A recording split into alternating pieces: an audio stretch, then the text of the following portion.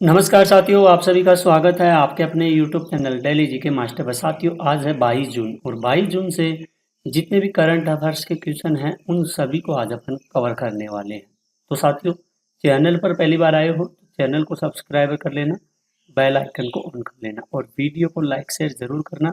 और वीडियो के एंड में अगर आपको क्लास अच्छी लगती है तो एक प्यारा सा कमेंट जरूर कीजिए।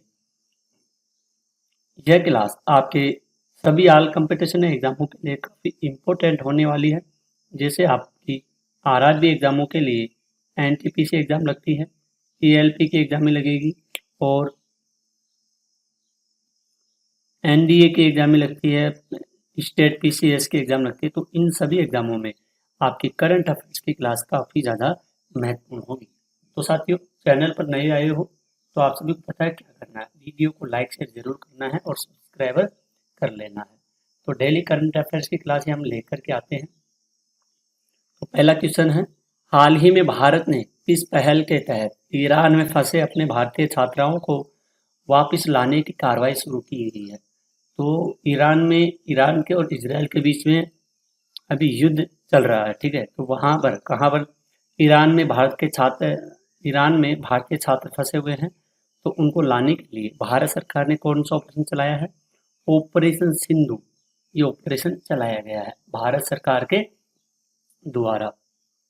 छात्रों को वापसी लाने के लिए ऑपरेशन सिंधु शुरू किया गया है। अगला क्वेश्चन है, प्रधानमंत्री ने कहा आयोजित G7 शिखर सम्मेलन के दौरान यूरोपीय परिषद के अध्यक्ष से वार्ता की है। तो ये मोदी जी ने कहा है, ठीक है। तो G7 शिखर सम्मेलन है, इनकी परिषद के अध्यक्ष से वार्ता की गई है और ये वार्ता की गई है कहाँ पर? इटली में, ठीक है। तो इटली में G7 सम्मेलन के दौरान यूरोपीय परिषद की अध्यक्षता के साथ द्विपक्षीय वार्ता की गई है। अगला क्वेश्चन है, सरकार ने उत्तर प्रदेश में मूल्य समर्थन योजना के तहत कितने मीट्रिक टन मूंगफली की खरीद को मंजूरी दी है? ये मंजूरी मिली है 50,700 मीट्रिक टन मूंगफली की खरीद को मंजूरी मिली है। किसानों को उचित मूल्य दिलाने हेतु सरकार ने 50,750 मीट्रिक टन मूंगफली की खरीद को मंजूरी दी गई है। ध्यान में रखना इसको। अगला क्वेश्चन है, हाल ही में एशियाई विकास बैंक ने किस देश के लिए $2.3 मिलियन के आर्थिक पैकेज की घोषणा की है? ये घोषणा की गई है कहाँ पर की गई है? नेपाल में। एडीबी ने नेपाल को बुनियादी ढांचा और आर्थिक सुधारों के लिए $2.3 बिलियन सहायता देने की घोषणा की गई है। किसको की गई है?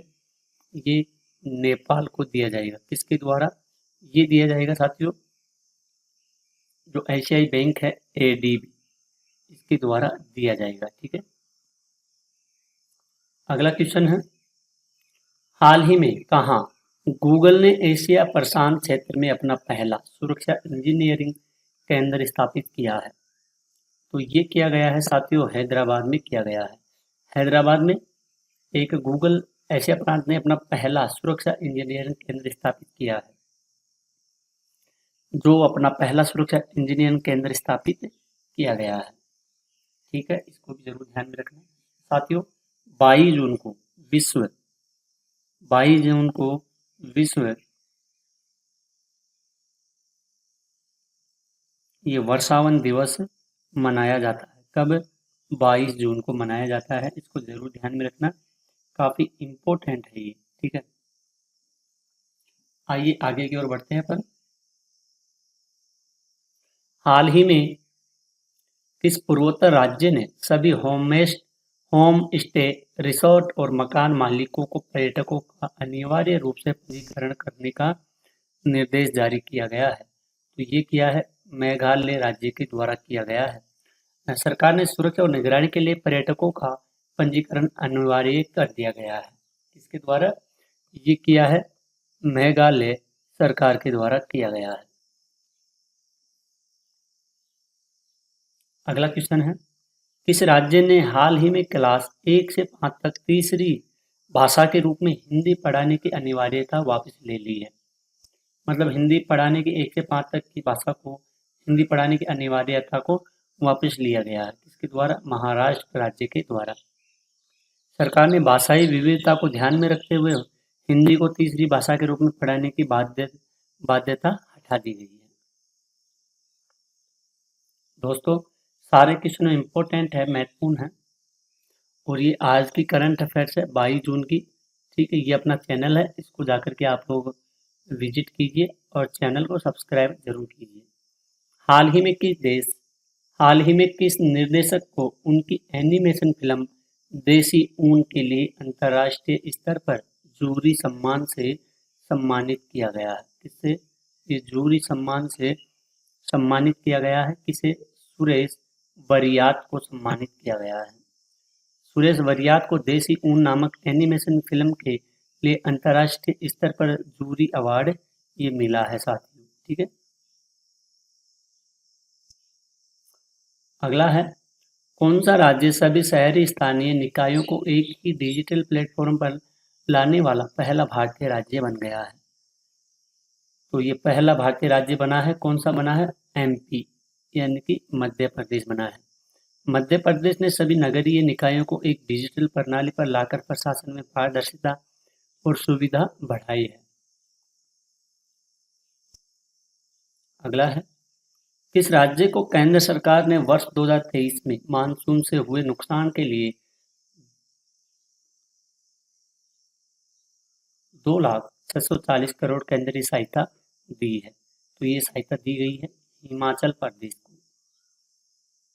ठीक है, ये 2023 की बात की जा रही है, जो भारी बारिश हुई है, भूस्खलन हुआ है, हुए नुकसान से हिमाचल प्रदेश सरकार ने 2,640 करोड़ की सहायता दी गई है। अगला क्वेश्चन है, निम्नलिखित में से किस देश ने इजरायल के विरुद्ध ऑपरेशन टू प्रॉमिस थर्ड के साथ जवाबी कार्रवाई शुरू की है? ये किया है ईरान के द्वारा किया गया है। ऑपरेशन ट्रू प्रॉमिस शुरू किया गया है, कौन किया है? ये ईरान ने शुरू किया गया है। निम्नलिखित में से कौन सा राज्य वर्ष 2025 के नगर पालिका एवं उप चुनाव में ई वोटिंग कराने वाला देश का पहला राज्य बनने जा रहा है? तो पहला राज्य बनेगा गुजरात, बनेगा देश का पहला राज्य बनने जा रहा है, जो नगर पालिका उपचुनावों में ई वोटिंग प्रक्रिया भी शुरू करी गई। अगला क्वेश्चन है, हाल ही में किस देश ने प्राकृतिक आपदाओं के एकीकृत निगरानी हेतु झांग-हेंग 212 नामक उपग्रह का प्रक्षेपण किया है?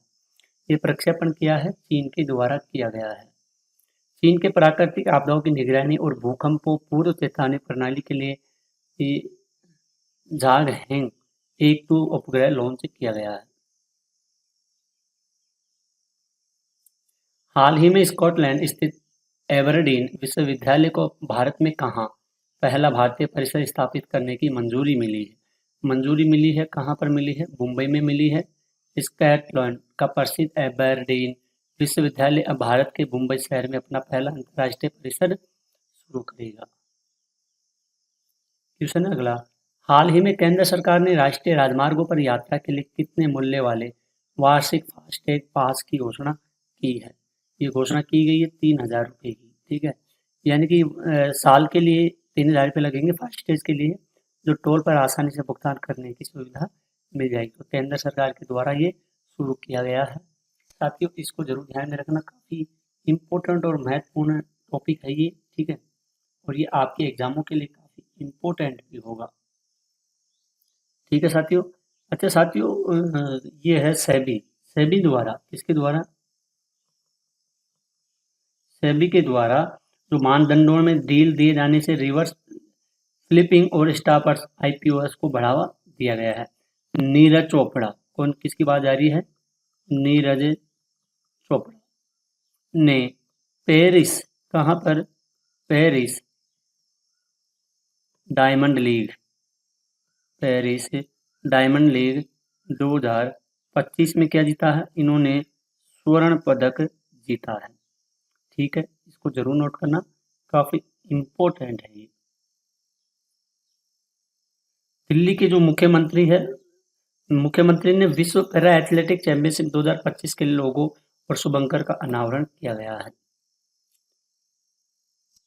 तो साथियों, आपकी क्लास आज की यहीं ख़त्म होती है।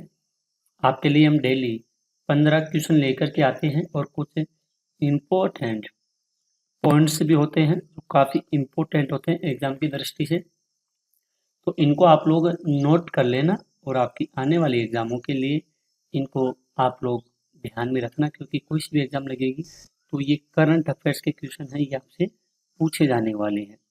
ठीक है, और ये पूछे जाने वाले हैं साथियों, और आपसे ये क्वेश्चन है ना जो 100% एग्जामों में पूछे जाएंगे। तो आज के लिए इतना ही, मिलते हैं अगली क्लास में। तब तक के लिए धन्यवाद। जय हिंद।